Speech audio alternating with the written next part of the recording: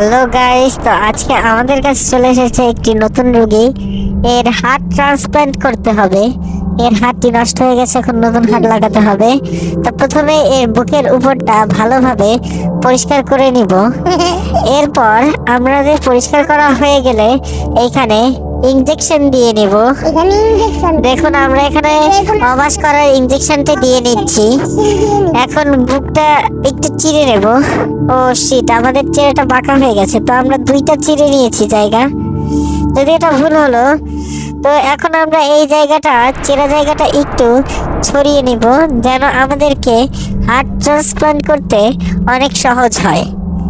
তো দেখুন আমরা এইটাকে খুব ভালোভাবে ছাড়িয়ে নিয়েছি। জুম করে এখন দেখা যাচ্ছে আমাদের ভেতরের হাড়টা। তো এই হাড়গুলো সরানোর জন্য একটা হাতুড়ি নিয়ে নেবো আমরা। তো এখানে হাতুড়িটি পেয়ে গেছি, তো হাতুড়ি দিয়ে হাড়গুলো ভেঙে ফেলছি। যা, সব হাড়গুলোই তো ভেঙে যাচ্ছে। হৃৎপিণ্ডের উপরেও খুব আঘাত লেগেছে। এখন এটা আমরা খুলে ফেলবো, নতুন একটি হার্ট বসিয়ে দেবো এখানে আমরা। এখানে লেজার দিয়ে প্রথমে স্প্রে দিয়ে আগে ভালো করে এই রক্তটা বন্ধ করতে হবে। এরপর আমরা লেজার ব্যবহার করব।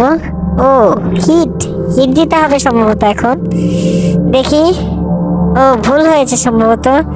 ওনাকে বাঁচাতে গেলে হিট দিতে হবে। রক্ত আস্তে আস্তে ক্ষরণ হয়ে যাচ্ছে, উনি মৃত্যুর কাছাকাছি। আসলে আমাদের ওই হাতুড়ি দিয়ে হার্টের উপর অনেক চাপ পড়েছে, তো উনি মোটামুটি এখন সুস্থ হয়ে গেছে। এখন এই হার্টটিকে করতে হবে।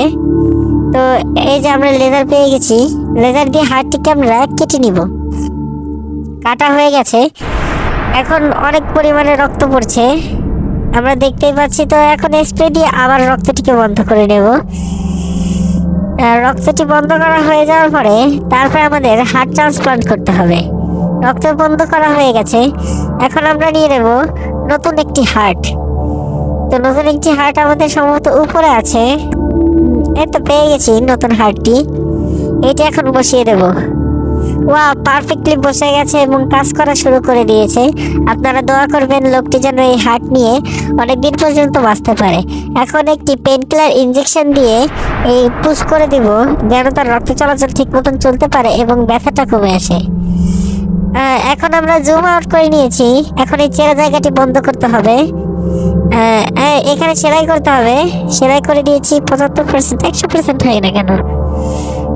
আমরা খুব সুন্দরভাবে সেলাই করে দিয়েছি। দুইটা স্থানে সুন্দর মতন সেলাই করে দিয়েছি। এখন আমাদের ব্যান্ডেজ দিতে হবে যেন দ্রুত ঠিক হয়ে যায়। তার আগে একটু স্প্রে করে নিব যাতে জীবাণু না থাকে। স্প্রে করে নেওয়ার পরে এখন আমরা সুন্দর মতন ব্যান্ডেজ করে দিব। দেখুন ক্লিয়ার হয়ে গেছে।